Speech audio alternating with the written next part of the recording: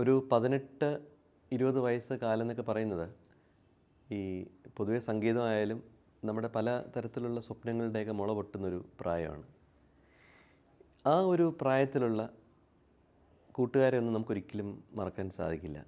കാരണം ആ സ്വപ്നങ്ങൾ യാഥാർത്ഥ്യമാകുന്ന സമയത്തുള്ള ഒരു സൗഹൃദം എന്ന് പറയുന്നത് വളരെ ഗാഢമായിട്ടുള്ളൊരു സൗഹൃദ ബന്ധമാണ്. അത്തരത്തിലുള്ളൊരു പ്രായത്തിലായിരുന്നു ഞാനും സുദീപും തമ്മിൽ ആദ്യമായിട്ട് പരിചയപ്പെടുന്നത്. ഞങ്ങളെല്ലാവരും ഒരുമിച്ചൊരു ഓർക്കസ്ട്ര ഉണ്ടായിരുന്നു. ബ്ലൂ ബേർഡ്സ് എന്നായിരുന്നു അന്ന് അതിന് നാമകരണം ചെയ്തിരുന്നത്.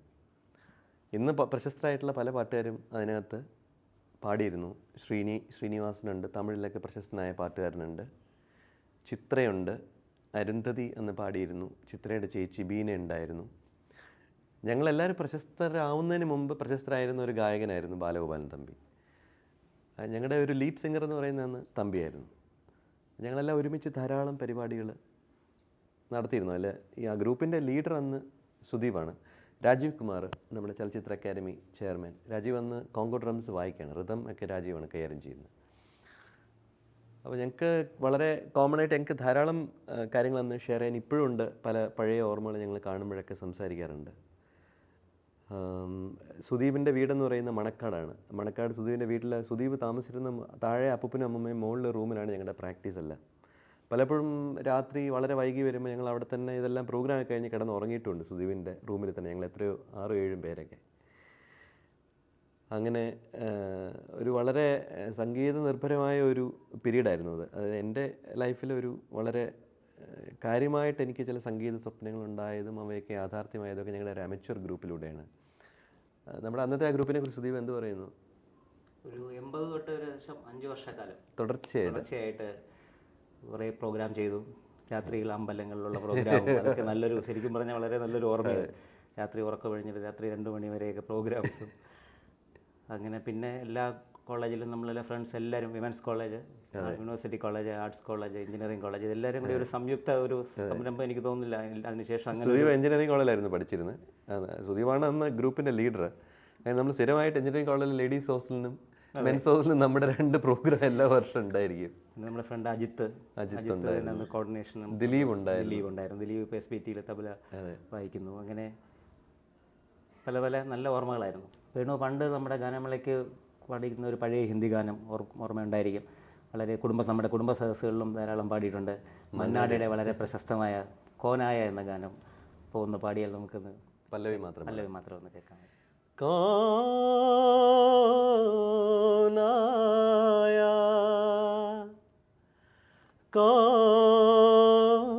കോനായ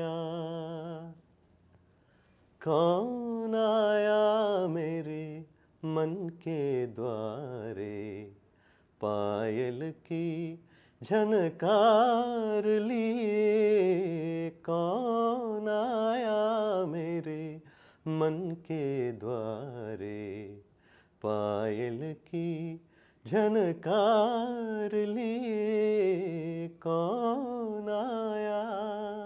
ഒരു 79-80 കാലഘട്ടത്തിനെ കുറിച്ചാണ് ഞാൻ പറയുന്നത്. അപ്പോൾ ഞങ്ങൾ തിരുവനന്തപുരത്ത് അന്ന് പാടുന്ന കുറച്ച് ചെറുപ്പക്കാരൊക്കെ ഉണ്ട്. ഞങ്ങളുടെ ആകെയുള്ള ഒരു ആശ്രയം എന്ന് പറയുന്നത് ആകാശവാണിയാണ്. ആകാശവാണിയിലെ ലളിത സംഗീത പാഠങ്ങൾ. അങ്ങനെ ആകാശവാണിയിലെ അന്നത്തെ സൂപ്പർ സ്റ്റാറാണ് നമ്മുടെ MG രാധാകൃഷ്ണൻ. രാധാകൃഷ്ണൻ അന്ന് ലളിതഗാനങ്ങളിലൂടെ മാത്രമല്ല, സിനിമാ ഗാനങ്ങളിലൂടെ മാത്രമല്ല, ശാസ്ത്രീയ സംഗീത ആസ്വാദന സദസ്സുകളിലൂടെ എല്ലാം നമ്മുടെ മലയാള സംഗീത പ്രേമികളുടെ ഹൃദയത്തിലേക്ക് ചേക്കേറിയ ഒരു വലിയൊരു വ്യക്തിയാണ്. രാധാകൃഷ്ണൻ ചേട്ടൻ്റെ പാട്ടുകൾ ഞാൻ അന്ന് വളരെയധികം ആദരവോടുകൂടി പഠിക്കുകയും പിൽക്കാലത്ത് അദ്ദേഹത്തിൻ്റെ മുമ്പിൽ തന്നെ പാടി കേൾപ്പിക്കുകയും അദ്ദേഹത്തിൻ്റെ ലളിതഗാനങ്ങൾ പാടുകയും. എൻ്റെ സിനിമ കരിയറിൻ്റെ ആരംഭം എന്ന് പറയുന്നത് ഞങ്ങളിൽ പലരെയും പോലെ, ചിത്രയെപ്പോലെ, MG ശ്രീകുമാറിനെ പോലെ, അങ്ങനെ ധാരാളം പാട്ടിൽ താല്പര്യമുള്ള ധാരാളം ചെറുപ്പക്കാരെ പോലെ രാധാകൃഷ്ണൻ ചേട്ടനിലൂടെ ആയിരുന്നു. ആദ്യത്തെ ചിത്രം എന്ന് പറയുന്നത് ഓടരുതമ്മാവ ആളറിയാം എന്ന് പറയുന്ന ചിത്രത്തിൽ 4 വരി, അത് ഹിന്ദിയിലായിരുന്നു, മലയാളം പാട്ടിലാണ്. അതിനിടെ പാടിക്കൊണ്ടാണ് ഞാൻ തുടക്കം കുറിക്കുന്നത്. ചേട്ടാ, സത്യം പറഞ്ഞാൽ ഒരു കുറ്റബോധത്തോടു കൂടിയാണ് ഞാനിത് കേൾക്കുന്നത്. കാരണം 4 വരി പാടിക്കേണ്ട പാട്ടുകാരനല്ല വേണു. ഇത് TV ക്ക് വേണ്ടി ഒരു എന്താ പറയണ്ടേ, പിന്നെ സോപ്പിട്ട് പറയുന്ന ഒരു വാക്കായിട്ട് ഇതിൻ്റെ പ്രേക്ഷകരാരും കാണരുത്, കേൾക്കരുത്. വേണുവിൻ്റെ കഴിവ് എന്താണെന്നുള്ളത് വളരെ വ്യക്തമായിട്ട് അറിയാവുന്ന ഒരു സംഗീത സംവിധായകനാണ് ഞാൻ. ആ കഴിവിനനുസരിച്ചുള്ള ഒരു നല്ല പാട്ട് കൊടുക്കാൻ പറ്റാത്തതിലുള്ള ദുഃഖം എന്നെ ഇപ്പോഴും പിന്തുടരുന്നുണ്ട്. വേണു ഇപ്പം ഈ ഒരുപക്ഷെ ലോകം മുഴുവൻ അറിയുന്ന ഗായകൻ തന്നെ, സംശയമൊന്നുമില്ല. കാരണം ഞാൻ ചോദിക്കുമ്പോഴൊക്കെ അമേരിക്കയിലാണ്, അല്ലെങ്കിൽ പിന്നെ ദുബായിലാണ്, ഞാൻ രാജേഷേട്ടാ ഞാനിപ്പം ഈ നിൽക്കുന്നത് ഞാൻ അബുദാബിയിലാണ് എന്ന് പറയുമ്പോഴൊക്കെ എനിക്ക് വലിയ മാനസികമായിട്ട് ഭയങ്കര സന്തോഷമുണ്ട്. എന്തുകൊണ്ട് എനിക്കത് ചെയ്യാൻ പറ്റിയില്ല എന്ന് ചോദിച്ചാൽ അതിൻ്റെ പിന്നിലുള്ള ഒരുപാട് ചുറ്റുപാടുകളെ പറ്റി വിശദീകരിക്കേണ്ടി വരും. അതിനുള്ള സമയമല്ലത്. എങ്കിലും എനിക്ക് മനസ്സിന് തൃപ്തി തരാൻ പറ്റുന്ന രീതിയിൽ വേണു അതിമനോഹരങ്ങളായ കുറച്ച് ലളിതഗാനങ്ങൾ ആകാശവാണിക്ക് വേണ്ടി പാടിയിട്ടുണ്ട്. അതിലൊരു പാട്ട് എനിക്ക് എപ്പോഴും മനസ്സിൽ തന്നെ തങ്ങി നിൽക്കുന്ന പറഞ്ഞാൽ കാവേരി എന്ന് പറഞ്ഞ പാട്ടാണ്. വേണുവിന് ഓർമ്മയുണ്ടോ? അതിൽ ഒരു വരി ഒന്ന് പാടാൻ മറക്കാൻ പറ്റില്ല ചേട്ടാ.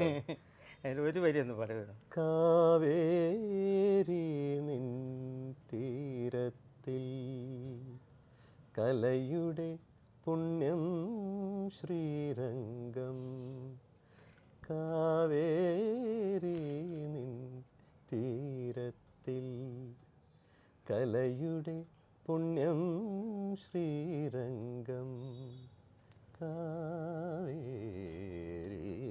നിൻ അതൊരു ഗസൽ പോലെ ഇങ്ങനെ പല പല മോഡുലേഷൻസ് ഉണ്ട്. ഈ എക്സ്പ്രഷൻ പാട്ടിനകത്ത് ആവശ്യമാണെങ്കിൽ അത് വേണുവിനെ പോലുള്ള പാട്ടുകാരിൽ വളരെ ഭദ്രമാണ്.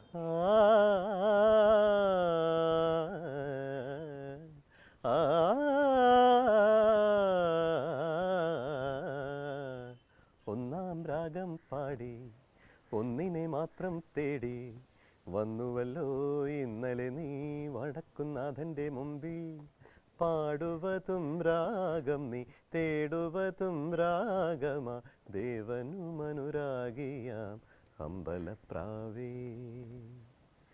എൻ്റെ സംഗീത കരിയറിൽ ഒരുപക്ഷെ ഏറ്റവും പ്രധാനപ്പെട്ട ഒരു പോയിൻ്റ് എന്ന് പറയുന്നത് ഈ പാട്ടാണ്. ഇതിൻ്റെ റെക്കോർഡിങ്ങും ഈ സിനിമയുടെ റിലീസും ഇതിൻ്റെ പ്രചാരവും. ഈ ഒന്നാം രാഗം പാടുമ്പോൾ ആദ്യം പെരുമ്പാവൂർ രവിചേട്ടനും പത്മരാജൻ സാറുമാണ് എൻ്റെ മനസ്സിലേക്ക് ഓടിയെത്തുന്നത്. അപ്പോൾ സ്വാഭാവികമായിട്ട് ഈ പാട്ടുകളുടെയൊക്കെ ട്യൂൺസ് ഓക്കെ ചെയ്ത് രാധ ചേച്ചിയാണ്. അങ്ങനെ ഈ ഒരു സമാഗമം എന്ന് പറയുന്നത് വളരെ പ്രത്യേക രീതിയിലുള്ള ഒരു കൂടിക്കാഴ്ചയാണ്. ഇതിന് വേണ്ടിയിട്ട് കുറേ ട്യൂൺസ് കമ്പോസ് ചെയ്തിരുന്നു. അതിൽ ഏറ്റവും ഇഷ്ടപ്പെട്ട 2 ട്യൂണാണ് എടുത്തത്.